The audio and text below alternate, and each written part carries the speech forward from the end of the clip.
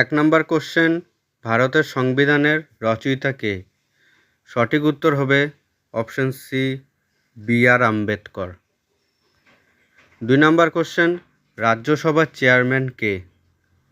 সঠিক উত্তর হবে অপশন ডি, উপরাষ্ট্রপতি। 3 নম্বর কোশ্চেন, ভারতের পঞ্চায়েতি রাজ ব্যবস্থা মোট কয়টি স্তর নিয়ে গঠিত? সঠিক উত্তর হবে অপশন বি, 3টি স্তর।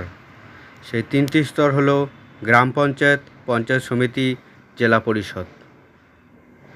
4 নম্বর কোশ্চেন, নির্বাচন কমিশন গঠন করেন কে? সঠিক উত্তর হবে অপশন সি, রাষ্ট্রপতি।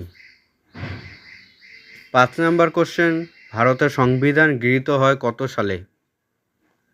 সঠিক উত্তর হবে অপশন সি, 1949 সালের 26শে নভেম্বর।